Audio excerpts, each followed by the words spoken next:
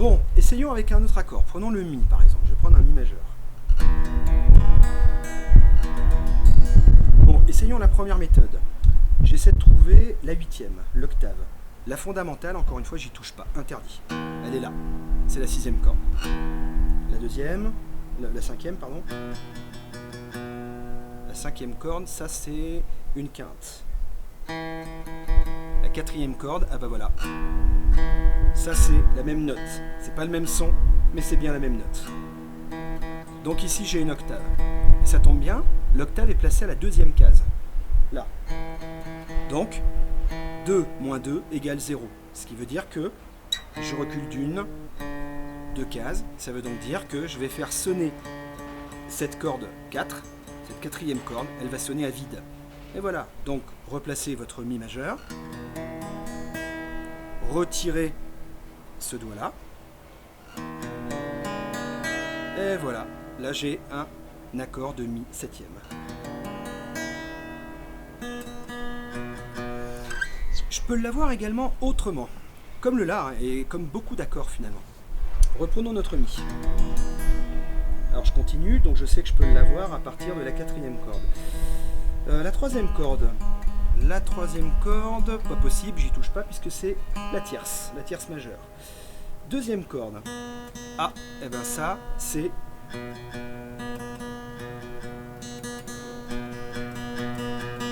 la même note, il s'agit d'une quinte qui sonne à vide en deuxième corde. Eh bien, je peux donc me servir de mon auriculaire. Quinte plus 3 cases égale septième mineur. Et voilà un autre Mi septième. Et comme tout à l'heure, je peux combiner les deux. Hop. Je me retrouve avec un Mi avec 2 septièmes mineurs. Voilà comment je construis un accord de septième. Voyons un autre exemple. Je vais prendre le Do. Donc ça, c'est un Do majeur. Alors, la fondamentale, j'y touche pas. C'est la cinquième corde, ici. Intouchable. Je continue. La corde 4, alors ça va être là. C'est la tierce, puisque je suis 4 rangs plus loin que ma fondamentale Do. Donc ça veut dire que la quatrième corde, celle-ci, ça c'est la tierce majeure de Do. Donc elle ne m'intéresse pas. Ça, celle-ci, je vois que c'est une quinte. Ok, donc ça veut dire que je pourrais très bien partir de la quinte qui sonne à vide, troisième corde. Je vais l'avancer de 3 cases. 1, 2, 3. Voilà la septième de Do. Autrement dit, en prenant votre accord de Do, je prends mon auriculaire, je le place en troisième corde, troisième case, troisième corde, troisième case. Et bien voilà, là j'ai un accord de Do septième, pas de problème. C'est important d'apprendre vraiment à construire vos accords. Enfin, en tout cas, c'est mon avis. Alors, je continue mon chemin. Alors ça va être une fondamentale. Ah, est-ce que ça c'est la fondamentale est là, ça c'est l'octave. Deuxième corde. Deuxième corde, ça c'est l'octave. Il faudrait que je puisse reculer l'octave de 2 cases. Mais là, je suis coincé. Parce que l'octave est jouée à la première case. Donc je retire une case et sonne à vide, mais je peux pas retirer une autre case. Je peux pas reculer d'une autre case, par conséquent je suis coincé. Donc la seule façon de faire un Do septième finalement, ce sera en passant par la quinte, pas le choix. Et voilà. Alors, dernier exemple, prenons un accord de Sol majeur.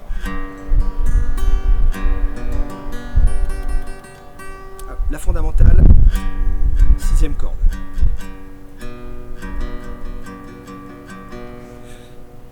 Ça, la deuxième, c'est la tierce. La deuxième, donc la cinquième corde, ça c'est la tierce majeure du Sol. Tiens, là j'ai une quinte.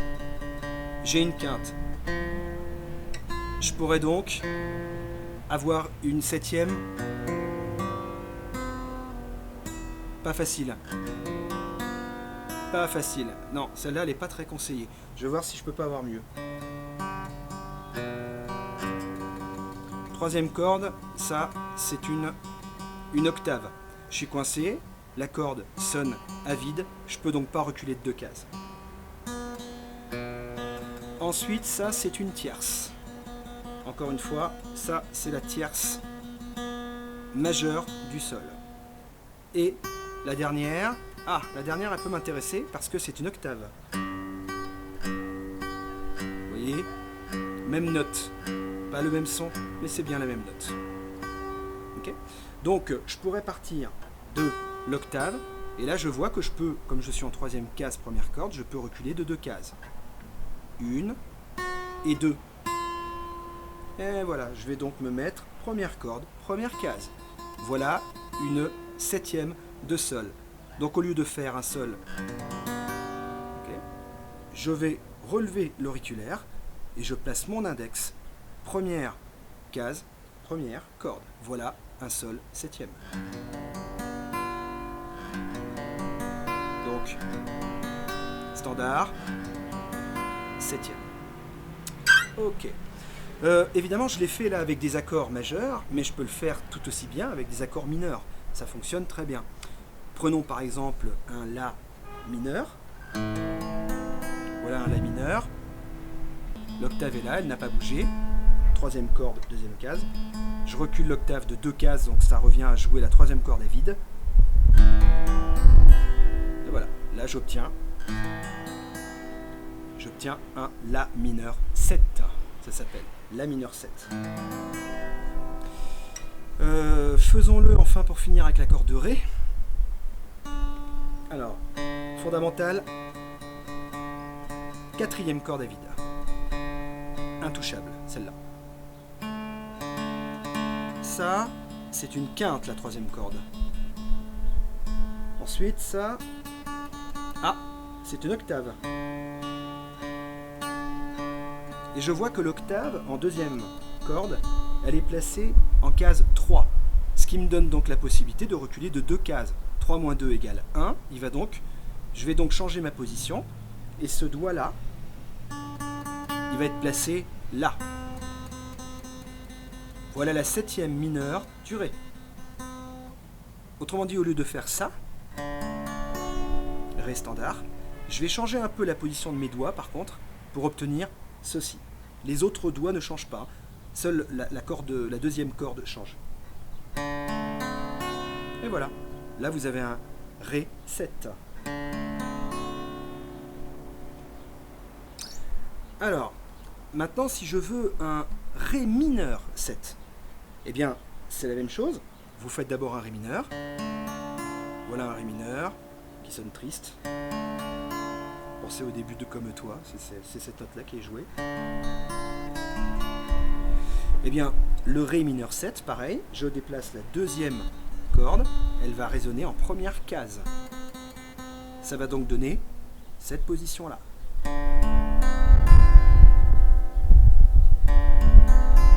Donc, Ré mineur 7.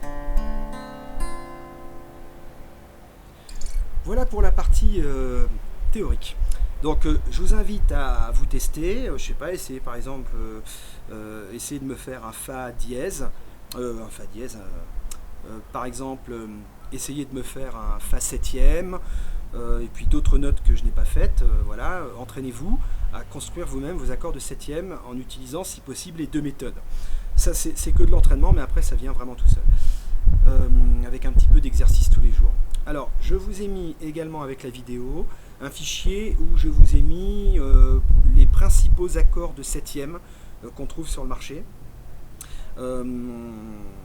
Notamment, attention à la position du Si septième qui peut s'obtenir de 2 méthodes. Soit vous pouvez l'avoir avec un La septième en position en deuxième case. Voilà. Mais c'est vrai qu'en pratique, c'est pas vraiment la méthode qu'on utilise pour celui-là. On a une position un petit peu spéciale, je crois que je vous l'ai mis dans le fichier. On peut le jouer à partir de la première case. Voilà, je sais pas si on arrive à voir. Ici.